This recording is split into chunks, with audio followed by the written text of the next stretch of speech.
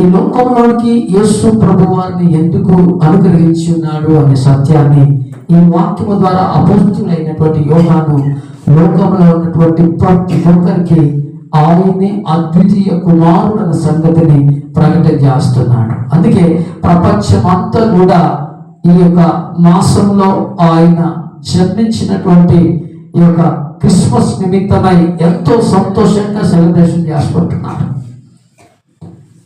గత 2 నెలల నుండే ఈ సంతోషము ఆనందాన్ని అనుభవిస్తున్నటువంటి వారిగా ఉన్నారు. క్రిస్మస్ అనగానే ఈరోజు చాలా మంది ఏ రీతిగా ఉంటున్నారో తెలుసా? షాపింగ్ చేసుకుంటూ, కొత్త బట్టలు కొనుక్కుంటూ, ఇంటిని డెకరేషన్ చేసుకుంటూ, అర్థమవుతుందా?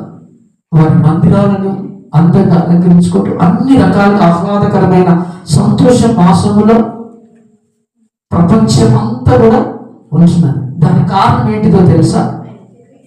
ఈ లోకంలోనికి తన అద్వితీయ కుమారుణ్ణి అనుగ్రహించినటువంటి యేసయ్య నిత్య జీవించే దేవుడుగా ఉన్నాడు కాబట్టి. హల్లెలూయా. ఈ యొక్క సత్యాన్ని కనుక గ్రహించిన ప్రతి ఒక్కరు, ఎవరైనా లోకంలో మనుషులుగా పిలువబడుతున్న ప్రతి మనుషునికి సంబంధించినటువంటి వచనం ఇది కేవలము యేసు ప్రభుని అంగీకరించిన వారికి మాత్రమే సంబంధించినటువంటి మాట కాదు. లోకంలో ఎంతమంది మనుషులుగా పిలువబడుతున్నారో వారు నిశ్చయంగా నిత్య జీవంలోనికి చేరాలంటే తన అద్వితీయ కుమారుని ద్వారా మాత్రమే ఆ నిత్య జీవంలో ప్రవేశించడం అనేది జరుగుతున్న సత్యము.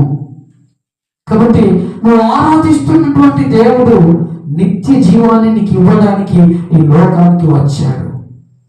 ఈరోజు యేసు ప్రభువును నువ్వు ఎందుకు నమ్మావు అంటే, నేను ఆరోగ్యం కొరకు నమ్మాను, నా ఆశను తీరడం కొరకు నమ్మాను, నా అవసరత తీర్చుకోవడం కోసం నేను నమ్మాను, నా అప్పుల సమస్య కొరకు నేను నమ్మాను, నాకున్న నింద తొలగిపోతుందేమో అని నమ్మాను, నాకున్న ఈ కొరత సమృద్ధి లేని స్థితిని బట్టి నేను దేవుని నమ్మానని చాలా మంది యేసు ప్రభుని వెంబడించుటలో, యేసు ప్రభుని అంగీకరించుటలో, యేసు ప్రభుని వారి హృదయంలోనికి చేర్చుకున్నట్టులో కారణాలు చెప్తారు. కానీ అపోస్తులైన యోహాను చెప్తున్నటువంటి మాట ఏంటిదో తెలుసా?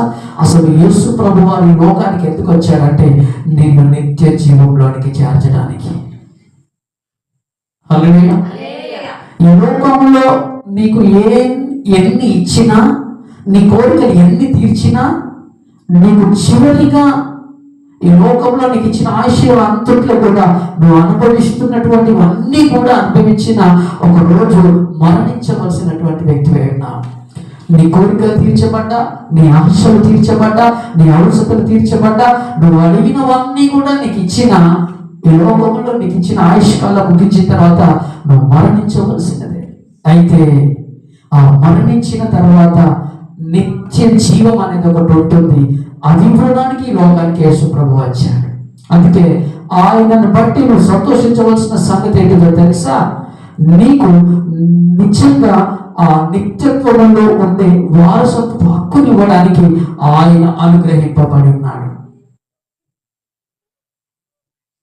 అంటే నీ ఆశ తీరదా అంటే, తన మహిమైశ్వర్యము చొప్పున నీ ప్రతి అవసరత తీరుస్తానని ఫిలిప్పీ 4:19 ద్వారా ప్రభు ధైర్యంతో కూడినటువంటి వచనాన్ని నీకు ప్రకటన చేశారు అపోస్తులైన పౌలు ద్వారా.